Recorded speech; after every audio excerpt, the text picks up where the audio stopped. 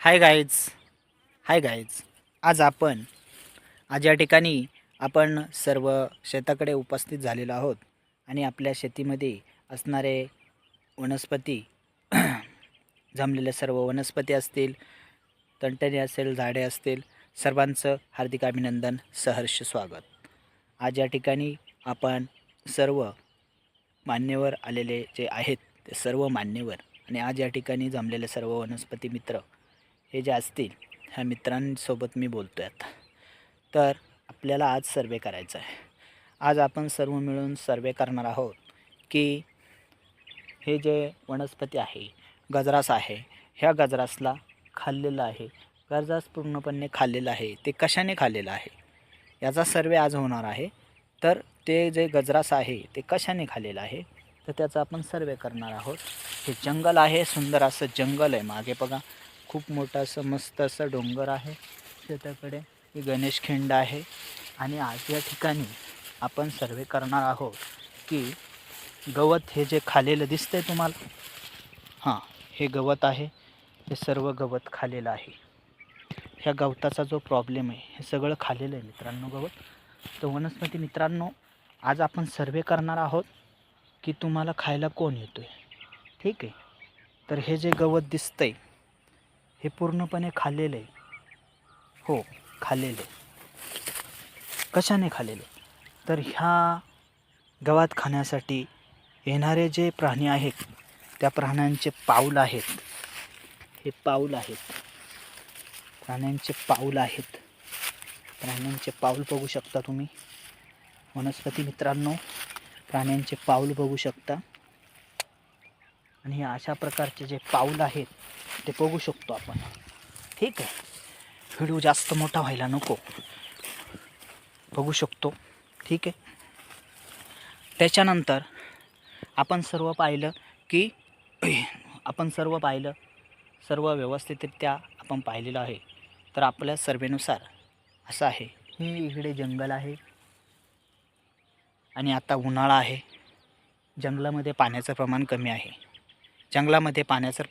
आहे. म्हणजे जंगलामध्ये पूर्णपणे पाणीच नाही. जंगलामध्ये असलेले झाडे, सर्व वनस्पती वाळून गेलेले आहेत. जंगलामध्ये हिरवा चारा कोणताही नाही.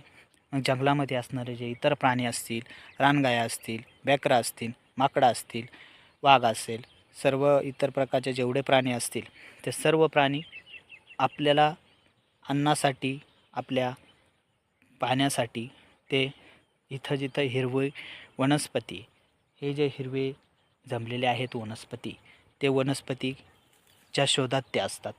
मग हिरवा चारा हे गजरास आहे. ह्या गजरासमध्ये येऊन रानगाया येतात आणि पूर्णपणे त्यांचा चारा असतो. त्यांनाही भूक लागलेली असते, त्यांनाही अन्न हवं असतो. ते चांगल्या प्रकारे त्यांच्या अन्नाच्या दृष्टिकोनातून ते इथं आलेले असतात आणि त्या रानगाया येतात आणि पूर्णपणे गजरास खातात. बेकरं येतात, गजरास खातात. रानगाया येतात, गजरास खातात. ससे येतात, माकडं येतात, खाली जातात. खाली कांदे पण आहेत, त्या कांद्याच्या शेतीमध्ये जातात आणि कांदे उपटून खातात माकडे. त्याच्यानंतर सर्वेनुसार ह्या ज्या गाया येतात ह्या का येतात हे सर्वे झालेलं आहे. कारण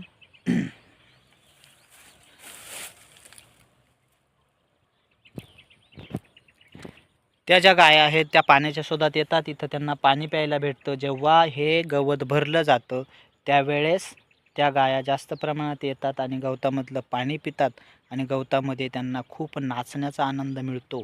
त्यांना नाचण्याचा आनंद खूप मिळतो म्हणून ते गवत ज्यावेळेस भरेल त्यावेळेस वल्लं होतं. ज्यावेळेस त्यांना पाणी भरल्याचा वास जातो आणि ते 100% त्या रात्री येतात आणि गवतामध्ये मस्त न DJ लावता मस्त डान्स करून जातात. खातात, डान्सही करतात, पाणी पितात आणि सर्व तुडून जातात आणि खाऊनही जातात. अशा प्रकारची ही शेतकऱ्याची व्यथा आहे. बस. त्याच्यावरती एक पर्याय म्हणून आपण ह्या गजरासला पूर्णपणे सगळीकडून ताराचं कंपाऊंड केलेलं आहे. पण त्या कंपाऊंडवरून किंवा कंपाऊंडमधून सुद्धा ते येतात आणि ते आल्यानंतर ते येऊ द्या, थोडाफार चारा ते खातात, त्यांचं अन्न आहे त्यांना यावं लागणार आहे, त्यांच्या अन्नासाठी ते येणारच, ते खाणारच, त्याच्यात काही विषय नाही. पण हे जे बाकीच्या वनस्पतींना त्यांच्यापासून त्रास होतो ना, गवत मला म्हणतं आहे की माझी वाढ कुठे व्हायला लागली की लगेच मला येऊन बेकरं खातात, गाया खातात. म्हणजे टणटणी सांगते की माझ्यावरून उड्या मारतात आणि माझी मुंडकं दाबतात, माझे हातपाय दुखतात. अशा प्रकारच्या वनस्पतींसोबत बोलायला शिका कधीतरी. वनस्पतींच्या पण अडचणी सांगतात वनस्पती. इथं आल्यानंतर कळतं वनस्पती आपल्याला सांगते मला कसलं दुःख आहे, मला पाण्याची कमतरता आहे किंवा मला प्राण्यांचा त्रास आहे किंवा काय. तर आज हा जो व्हिडिओ आहे हा एवढाच. ओके. माझं काही याच्यात चुकलं असेल मित्रांनो तर मला 100% माफ करा. I am very very sorry. Good bye.